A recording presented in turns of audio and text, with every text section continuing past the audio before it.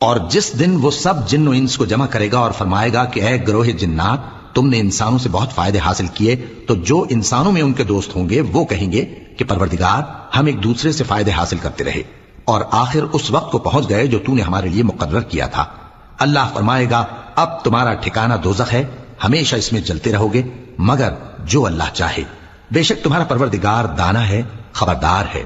اور اسی طرح ہم ظالموں کو ان کے اعمال کے سبب جو وہ کرتے تھے ایک دوسرے کے قریب کر دیں گے۔ اے جنوں اور انسانوں کی جماعت، کیا تمہارے پاس تمہیں میں سے پیغمبر نہیں آتے رہے جو میری آیتیں تم کو پڑھ پڑھ کر سناتے اور تمہارے اس دن کے سامنے موجود ہونے سے ڈراتے تھے؟ وہ کہیں گے کہ پروردگار، ہمیں اپنے گناہوں کا اقرار ہے، اور ان لوگوں کو دنیا کی زندگی نے دھوکے میں ڈال رکھا تھا اور اب خود انہوں نے اپنے اوپر گواہی دی کہ کفر کرتے تھے۔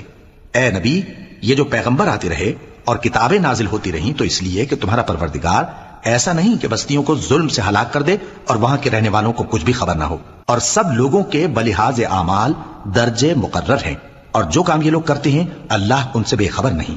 اور تمہارا پروردگار تو بے نیاز ہے، صاحب رحمت ہے، اگر چاہے تو اے بندو تمہیں نابود کر دے اور تمہارے بعد جن لوگوں کو چاہے تمہارا جانشین بنا دے، جیسا تم کو بھی دوسرے لوگوں کی نسل سے پیدا کیا ہے۔ کچھ شک نہیں کہ جو وعدہ تم سے کیا جاتا ہے وہ پورا ہونے والا ہے، اور تم اللہ کو عاجز نہیں کر سکتے۔ کہہ دو کہ لوگو، تم اپنی جگہ عمل کیے جاؤ، میں اپنی جگہ عمل کیے جاتا ہوں، ان قریب تم کو معلوم ہو جائے گا کہ آخرت میں بہشت کس کا گھر ہوگا۔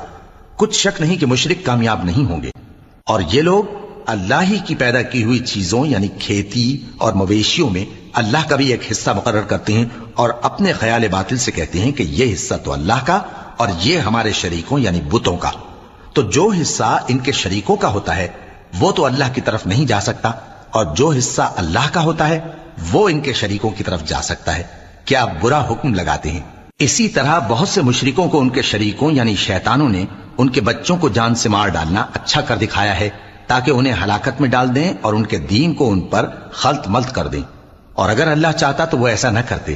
سو ان کو چھوڑ دو کہ وہ جانے اور ان کا جھوٹ، اور اپنے خیال سے یہ بھی کہتے ہیں کہ یہ مویشی اور کھیتی منع ہے، اسے اس شخص کے سوا جسے ہم چاہیں کوئی نہ کھائے، اور بعض مویشی ایسے ہیں کہ ان کی پیٹھ پر چڑھنا منع کر دیا گیا ہے، اور بعض مویشی ایسے ہیں جن پر ذبح کرتے وقت اللہ کا نام نہیں لیتے۔ یہ سب اللہ پر جھوٹ ہے، وہ ان قریب ان کو ان کے جھوٹ کا بدلہ دے گا۔ اور یہ بھی کہتے ہیں کہ جو بچہ ان مویشیوں کے پیٹ میں ہے وہ صرف ہمارے مردوں کے لیے ہے اور ہماری عورتوں کو اس کا کھانا حرام ہے، اور اگر وہ بچہ مرا ہوا ہو تو سب اس میں شریک ہیں، یعنی اسے مرد اور عورتیں سب کھائیں۔ ان قریب اللہ انہیں ان کی اس تجویز پر سزا دے گا، بے شک وہ حکمت والا ہے، خبردار ہے۔